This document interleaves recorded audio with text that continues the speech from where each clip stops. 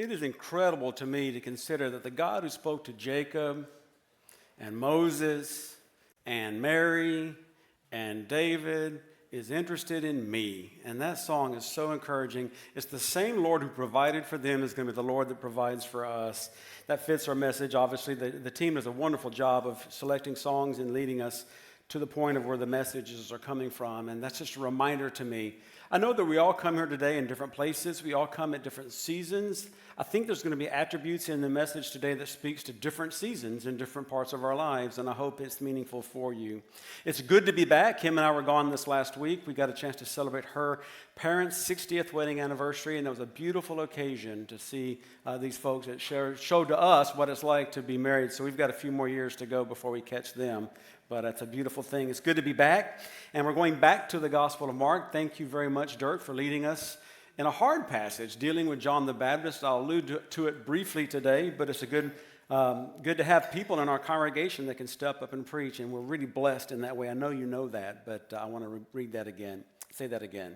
This morning we're going to be reading from Mark chapter 6, verses 30 through 44. It's a longer episode. It's one of the most famous episodes in the Gospel.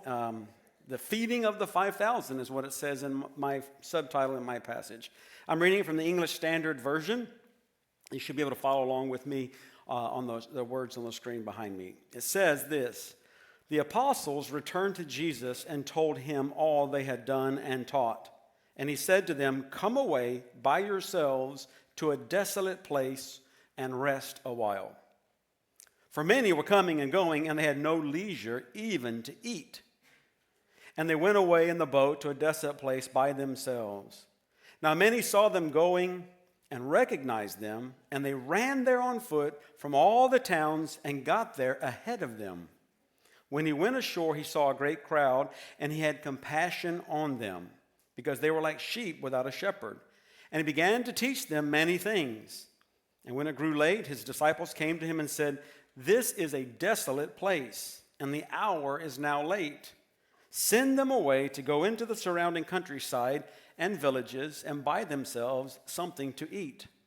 But he answered them, 'You give them something to eat.' And they said to him, 'Shall we go and buy 200 denarii worth of bread and give it to them to eat?' And he said to them, 'How many loaves do you have? Go and see.' And when they had found out, they said, 5 and 2 fish. Then he commanded them all to sit down in groups on the green grass. So they sat down in groups, by hundreds and by 50s. And taking the 5 loaves and the 2 fish, he looked up to heaven and said a blessing, and broke the loaves and gave them to the disciples to set before the people. And he divided the 2 fish among them all.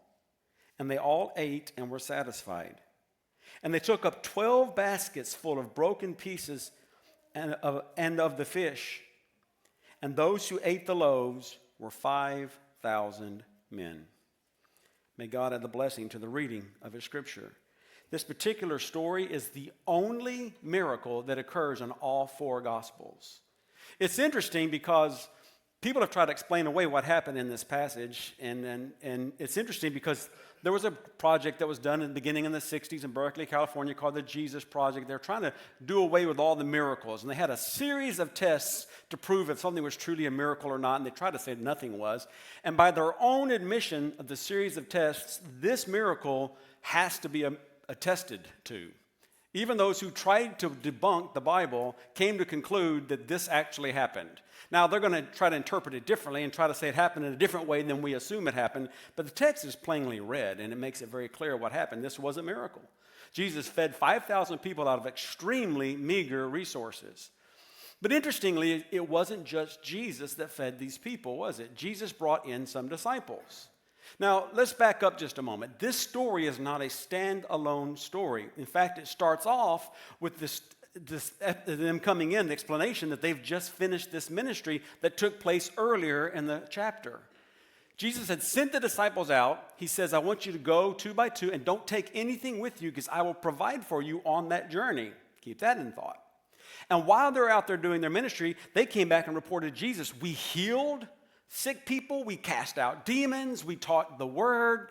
They had an amazing ministry experience, and they're excited about it. And they show back up to see Jesus.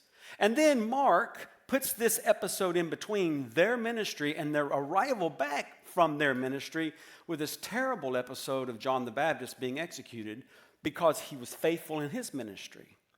And I don't think it's an accident. I think Mark is showing us that faithfulness doesn't always appear as it seems. For we think sometimes faithfulness, if we do this thing, then this is going to be the result. If we serve God well, we're going to get benefits. We're going to see people healed. We're going to see people cast out with demons. We're going to see the word of God spread. But Mark is reminding us that sometimes when we are faithful, something terrible can happen, like John the Baptist losing his life. And so the disciples come back. It was an interesting thing. Can you imagine they show up to Jesus and they say, Jesus, all these amazing things happen, and now they hear about John. It's not lost that some of these disciples of Jesus had also been disciples of John. They cared for him as much as Jesus did. And so there's a lot coming in on them. They're probably exhausted just from traveling. They didn't have cars and buses and whatnot. They were walking in all their ministry. They're probably physically tired. They're emotionally drained because they've done all this amazing ministry, and now they hear their friend is dead. What to do when crowds keep pressing in on them? Their ministry's been so successful that no one wants it to stop. And it says at the very beginning, as they're telling Jesus all that's happened, they don't even have time to eat, which is interesting because that's what this miracle is going to be all about. Because people still are coming up to them, and Jesus recognizes something in them that needs to happen before they continue to serve in ministry. And that's going to be the launching point for this. Can you imagine the disciples being the people, let's jump ahead a little bit and just imagine being the disciples where you're out preaching and these people get hungry and all of a sudden you realize it's late and we can't feed them. And they come to a point where they probably are thinking, we don't have enough. We don't have enough food, but we don't have enough energy. We don't have enough internal resources. There's no Chick-fil-A to go down and get them some Chick-fil-A sandwiches. There's no Costco to get pre-made food. 5,000 men, and Matthew adds that it's men and their families, 5,000 men plus women and children not counted. Mark doesn't quite say, he just says 5,000 men. All of these Gospels, by the way, it's all four Gospels, has a slightly different take on it. And Mark's take on the Gospel is that this is a prime moment of spiritual formation, of discipleship for the disciples. That they're going to learn to trust in Jesus in a unique and profound way. Now, John's take on this particular episode is even more interesting to me, but I'm not preaching from John, but it is an interesting one, so I'll mention it. John follows it with the teaching, specifically what Jesus taught at this time, on himself being the bread of life, which is not lost, and that's what he multiplied and gave to everybody, was the bread, and of course connecting it to manna in the time of Moses, and I believe also to the Lord's Supper that he'll institute later on, right before he died. So there's a lot of symbolism going on here. Unless you think Mark didn't pick up on some of the symbolism, we're going to get into some of that today. But the message this morning is simply this: when you don't have enough. That's the title. When you don't have enough. Have you ever been there like the disciples? You don't have enough. You don't have enough resources. You don't have enough energy. You don't have enough motion anymore. Where the person you keep trying to help just keeps needing more help. And you're like, I've helped you with this. Why do you still need this help? Or you don't have the financial resource and you're like, I got to rob Peter to pay Paul. Or you don't have enough in you to forgive that person one more time because they've broken your heart again. Or they've said the wrong thing. Or maybe, just maybe, you're the one that keeps messing up and you don't have enough to forgive yourself or get past what you're going through. Have you ever been there when you just don't have enough? I think you will welcome this message that the disciples recognize they don't have enough. And Jesus sees that in them, I'm convinced. So let's start at the beginning part of it, where we look at what Jesus does. It says in verse 30, the apostles returned to Jesus and told him all they had done and taught. And he said to them, come away by yourselves to a desolate place and rest a while. The first point in this message this morning is recognize your limits. They come back and tell Jesus all that they had done, and you can almost hear Jesus saying, oh, that's great, you're doing a great job, get out there and get after it some more, right? Go do it again. You're doing good things, don't stop now, right? But that's not what Jesus says. He says, let's go away to a desolate place. In other English translations, this deserted place or desert place, a place that's away from everything that you're doing, break your routine and rest. Because Jesus recognizes in them they've probably hit their limit. And maybe that's true for some of us this morning. He doesn't say, get out there and do it again. He says, come away with yourselves, by yourselves to this desolate place and rest for a while. Mark uses that phrase, desolate place, 3 times in this episode, 2 of them back to back. He's pointing out that part of the plan for them to serve Jesus was to get away from it all. Now, this seems a little counterintuitive to all of us, right? But I am convinced that this is part of this message because rest should be a part of ministry. Kim and I have been in ministry for quite a while, been there together for a long time. We've watched a lot of people burn out, a lot of people go down paths that maybe, just maybe, rest would have prevented in their life. And rest is so important that Jesus, remember, added it, or God added it at the creation of everything and added it in one of the 10 commandments. Rest is a vital part of ministry. You have limits of what you can do. You're human and I'm human. And we need to understand how we fit rhythms of rest into our life. If you're asked to serve at this church or asked to serve in a ministry or serve at your school for your kids or serve in your clubs that you're part of, there has to be moments that we take rest from all those activities. It's never going to hurt my feelings. You come to me and say, I need to take a rest for a while. Because you need it. Not only is it not important, it's good. It's important. It's required. And Jesus sees this in the disciples. You need a season of rest. That's us. Now, a quick caution. Don't do what I do too often. Okay? I'm going to tell you on this first point, don't necessarily ask my wife about it because I can tell you what you're supposed to do on point 1 here. I'm not really good at it, all right? Don't do what I do. And you take a rest from one thing so you can fill it up with a bunch of other stuff because that's not really rest. And rest isn't take a break from something and never come back to it either. God's equipped you to serve in certain ways. Do serve in those ways. But what it does mean is take a break. Take a rest. Recenter yourself on the Lord. Find a chance to see how he's bringing freshness to your life so you can do that ministry even better. And how long is a rest? I don't know. For every person, it's different. Some need a short rest, some need a longer rest. The disciples' rest is going to be very short. It's going to be extremely short in this passage, right? But it's important for us to set rests regularly in our lives. Kim and I had a beautiful day yesterday. It was our anniversary this week. Maybe I shouldn't say that out loud. So we went to a concert Friday night, and yesterday we rested. And there were a few moments I thought I should be doing something, and the tendency was there. The computer was on the table. I could open it. I could do a little bit of stuff here. And I kept trying to resist it because I was going to preach on being rested. I got to be somewhat, at least today. The day before I preach about rest, I need to rest a little bit. So I did do that, accomplish something. Here's the thing, if you say, well, there's just a little bit more to get done, and then when that's done, I will rest, right? When does the work stop? When is it finished? When is your job completed? Never. I heard someone say, never. If you wait until everything is done before you rest, you will never rest. So rest has to be part of the rhythm, even if you don't see that everything's being completed, at least to your level of perfection. Rest is, in fact, an act of faith. It is saying that God is God and I'm not, that he can accomplish the task without me. And so it's an act of obedience, but it's also an act of trust. You're saying the Lord's going to take care of these things when I've not got all the loose ends wrapped up. I love vacations, but I hate getting ready for them because I feel like I'm getting everything set up so that when I go on vacation, things won't fall apart. And you know what's never happened one time when I've ever been on vacation? Everything hasn't fallen apart. In fact, when I'm gone, I wish this wasn't as true as it is. When I'm gone, I find that things function without me. And that if I'm not in a role, the next day they try to start replacing me. I'm not God. The world doesn't need me in the same way that it needs Jesus. And the same is true for you. So don't be afraid to rest and let others take up the helm. And you're like, well, they don't do it as well as you. Probably not. That's probably why you're doing it. But guess what? They'll do it. And by the way, they might even do it better than you. Who knows? But it doesn't matter because God is resting you to use you in the way he will use you. Rest is part of our faithfulness. So when Jesus says, come away and rest to the disciples, I wonder if that word is echoing in some of our minds today. Maybe as we're finishing up our summer. Summer's a time to rest, right? Kids are out of school. Except for it seems like our summers are often busier than the non-summer months. We're traveling and doing activities. We come back after our vacations needing a vacation, right? and then school starts, or work hits really hard, or all the activities that come that you have to take care of.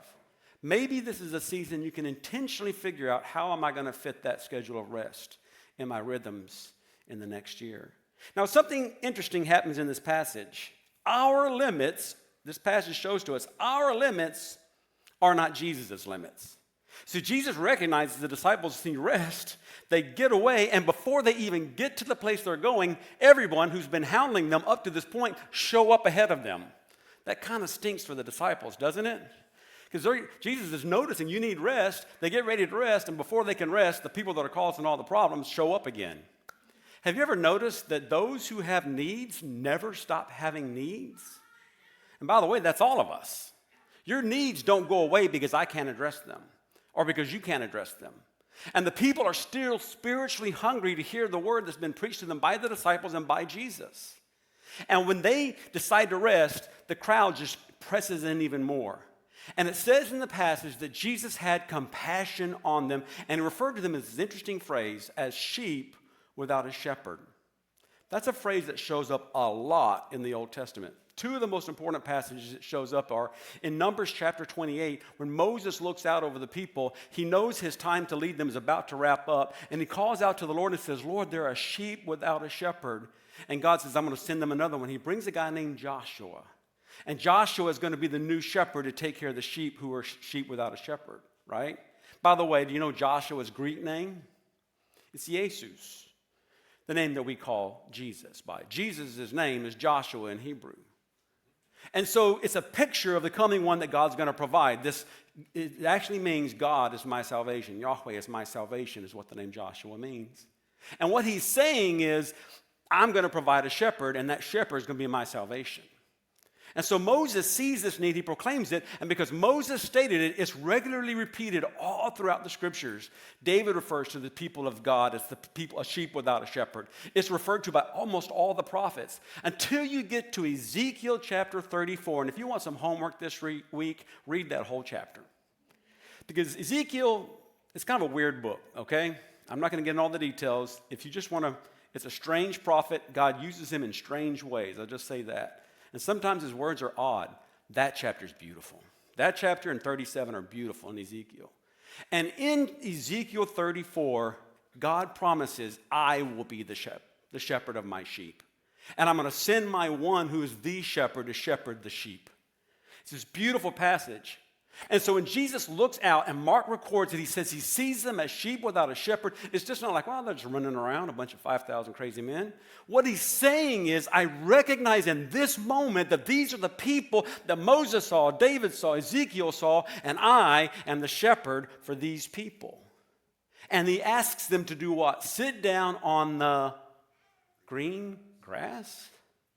What word has Mark used 3 separate times in this passage to refer to the place they went to? A desert place. So why is he saying suddenly there's green grass in the desert? Have you been to the desert? Have you been to Arizona?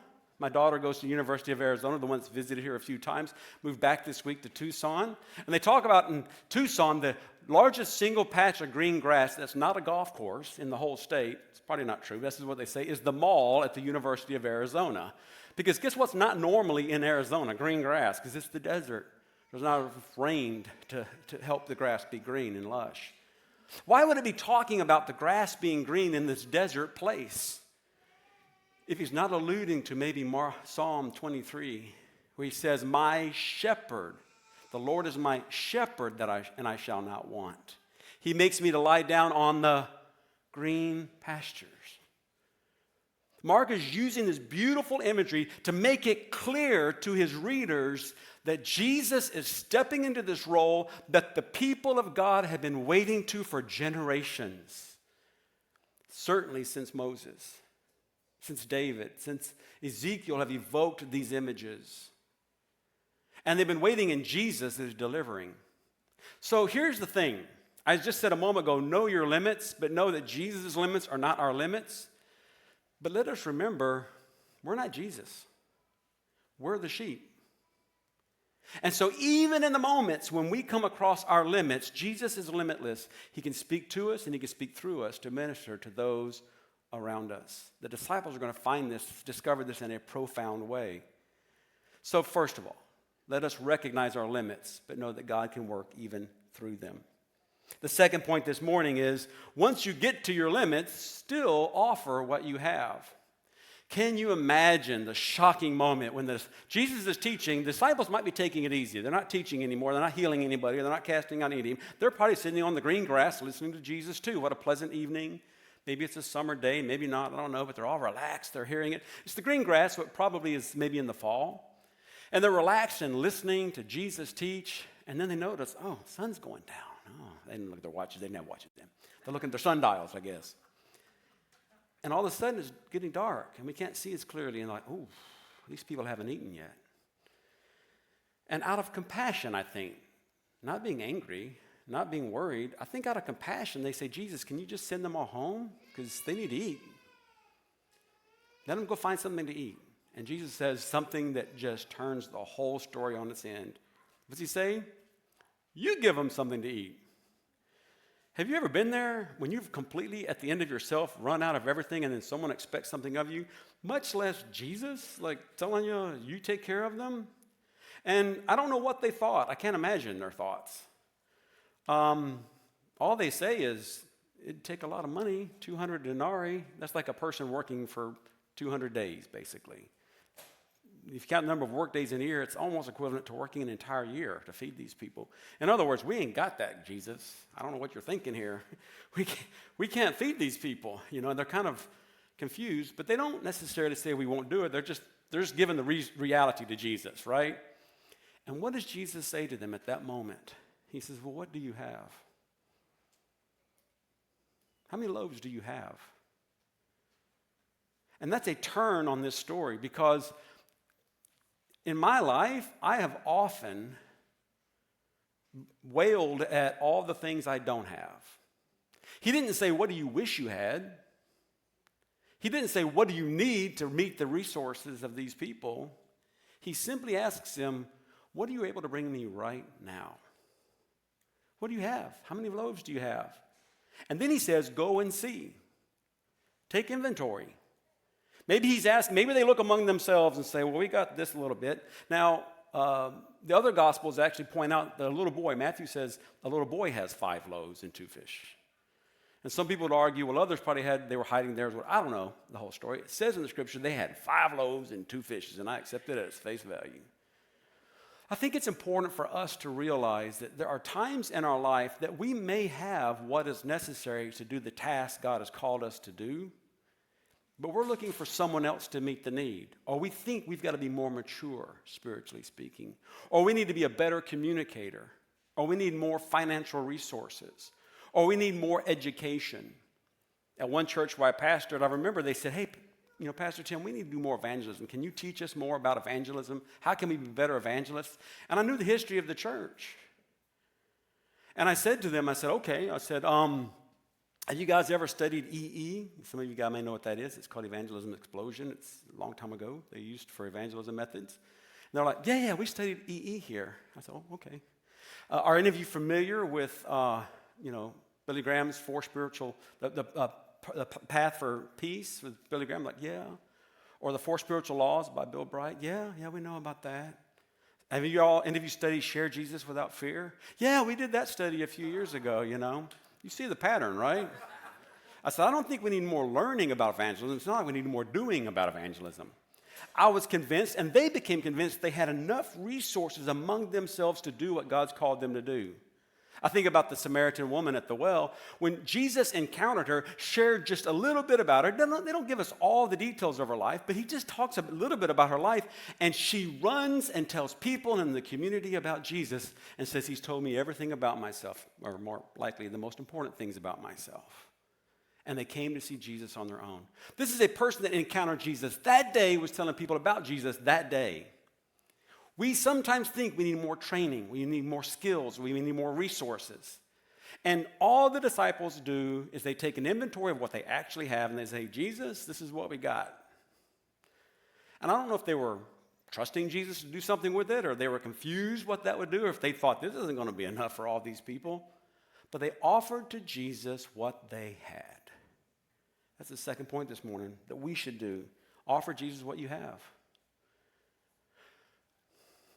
What you have surrendered to Jesus is far greater than anything you can save. God can use our meager resources to change the world. Very limited resources in the hands of the limitless Creator is profound. Jesus takes what they have as evidence and begins to break it up. And the food goes out. And it doesn't say they ate enough because everyone ate a bite, a little morsel, and passed it on to the next person because they didn't want to take too much. It says they all ate and were all satisfied. When Jesus provides, he provides enough to satisfy. That's amazing. And then in the text it says that when Jesus began to basically at the end wrap up, they were gathering what was left over. It wasn't just that Jesus made enough to satisfy, he made enough in abundance. But it all started off with what the disciples started off with, what they had. I don't know where you are in your spiritual journey, but it may be a season where you just have to say, Lord, this is who I am right now. And we all want to grow, we all want to mature, we want to become the people God needs us to be in the future, but you may very well probably do have the resources to do the ministry God's calling you to right now. Let's figure that out. Let's figure out how has God equipped us and made us so we can serve him. And that leads us to the third point, is to trust Jesus for the rest. So the first point is what? It's simply know your limits. Recognize your limits. The second point is to offer what you have, and the third point is to trust Jesus with the rest. I said a moment ago, Jesus has already provided not just satisfied amounts, but abundant amounts. Jesus is working with what the disciples have, with who they are, with what the crowd is even expecting to meet their needs in profound ways. Now, here's the interesting thing about what Jesus provides. It's interesting, in the Hebrew world, there is a relationship between having physical food and spiritual food. In the book of Baruch, it actually points out this thought that those who feed the soul is better than those who feed the stomach. And the idea that as Jesus is feeding them physical bread so they can not be hungry anymore, he's also feeding them spiritual truth. Jesus being enough is not just that they walk away not hungry, because guess what's going to happen the next day? They're going to be hungry again. But if their soul is transformed, now they have a nutrition that kind of continues forever and ever. Jesus is providing them the word. I do think he's probably teaching them the message that John records with him being the bread of life. He's talking about how they could live and not be hungry again, spiritually speaking, not physically, because we still have these physical bodies. This is a real miracle. I don't think it can be explained away. Jesus turned few resources into many. He organized this crowd into these groups of 50 and 100, and every single portion was fed, and food was left over. Those who would say, well, I think actually Dirk and I were talking about this the other night. There are people that try to say, well, the real miracle was that people had hidden their food and they pulled it out and they now would eat their own instead of this other whatever. I don't think that's accurate. The text doesn't say that, doesn't support it at all. Furthermore, where were these 12 extra baskets showing up from? Jesus literally transformed the 5 loaves and 2 fish into enough food for everyone to have left over. And I can almost see the picture now. Can you see with me that the baskets that the disciples are referring to are probably their fishermen baskets? Because when you're a fisherman in that day, you would keep baskets in your boat, and that's what you'd throw your fish in at the end of the day, and you bring it out, and that's what you'd sell your fish in. So let's just see these fishermen's baskets. These men that had approached Jesus and said, hey, Jesus, send these folks away so they can eat something, right? And then Jesus says, you feed them, and they're like, it's going to be a lot of money, and we don't have it, basically. And Jesus says, well, what do you have? And they tell him what they have, and he does such a miracle that how many baskets are left over? 12. And I think it's almost a picture for the disciples, because at the end of the story, each one of them is standing there holding a basket full when they thought they didn't have enough. When they knew their resources were limited, they discovered that Jesus is unlimited. And I think that's why this miracle is recorded in all four Gospels. Because it's a reminder to all of us that when we come to our end, beyond that, Jesus is at work. I don't want God to work just in my resources, and neither do you. Neither should you. All of us in this room have some level of intelligence. We're capable at our jobs. We've worked hard. We've got good work ethic. Most of us have good relationships. We know how to be mature people with other people and kind people. But do you really want your ministry to go to the very limit of how good you are? How capable you are? I don't. I don't want this for this church. I want us to go beyond what we can do, and we see where God is at work. I've seen God at work at different times in my ministry in ways that cannot be humanly explained, and it is exciting. We felt like part of our ministry in the Mediterranean, we were sitting at the front row of the book of Acts. That's exciting. But that can only happen when you come to the point that you can't do anymore, where you desperately need rest, and you have very limited resources, and you say, God, okay, I trust you. I trust that you can make out of this what I cannot. When Jesus calls you to participate in his work, you don't have to be the source. You're tapped into the source. So this morning, some practical thoughts for all of us. Number one, recognize your limits. Some folks here today desperately need some rest. You've been ministering for a long time. You're worn out. And if you don't turn off that for a little while, you're going to be in danger of not being able to serve in the future. If that's you this morning, take rest. Don't feel bad about it. Take a season where you can catch your breath. Rest, and remember, it's not abandoning your calling. It's preparing you, equipping you for future work in your calling. It's the sustaining of your calling. Are you living on the edge? If so, let this passage speak to you about rest. Others here may need to hear to offer what you have. You can say, well, I'm not as good a teacher as so-and-so. I'm not as good with that as so-and-so. I can't think about this as so-and-so. We can always find other people that can do what we do better, unless you're just the top expert in your field.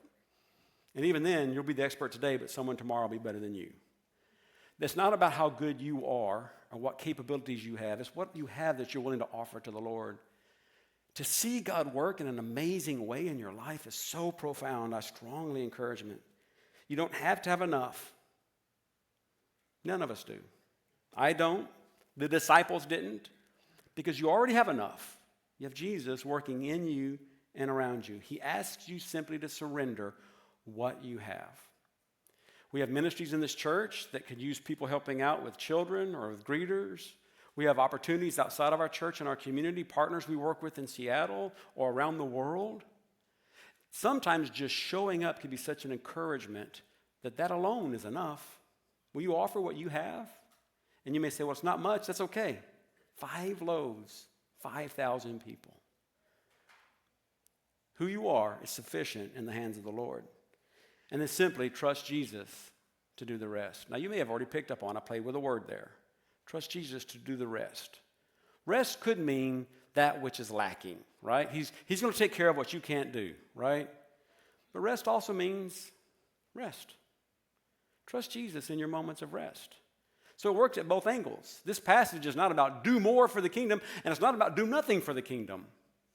There's rest that's required, and there's offering what you have that's required. Both are important components. And trusting Jesus in both of those elements is a good reminder to me, and I hope to you. We come together this morning as a chance just to seek the Lord, to ask the Lord, what do you want from me? I think about the disciples in this morning, and so I'm going to do something a little strange. I'm going to ask you to close your eyes. I'm going to ask us to pray and to consider the things I've just told us. Some this morning desperately need rest. And in a moment, I'm just going to have us be quiet. We're going to pray to get silently in your place, and you speak to the Lord and ask the Lord if you need rest to let you see, and let him, one, give you the rest you need and provide you sustenance. Some here have not really considered what you can offer the Lord, or maybe you thought it was too little. I'm going to ask you to pretty simply ask the Lord, what do you want from me? What can I offer to you? What is insufficient in our hands can be abundant in his. Jesus does not ask the disciples to be sufficient. He asks them to be available and obedient to him who is sufficient. Take the next minute, 60 seconds, 90 seconds or so, and just ask the Lord, what does he need from you? At which time, I will close this in prayer.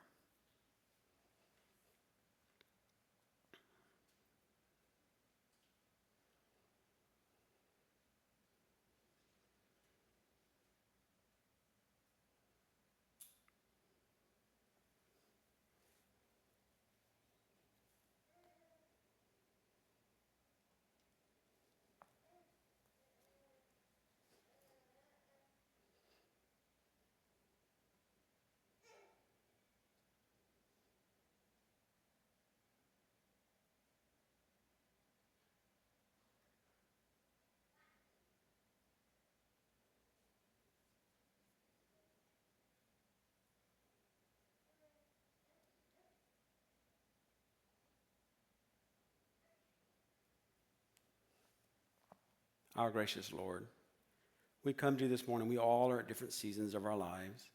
Some come here today exhausted. And I don't think you want that for us.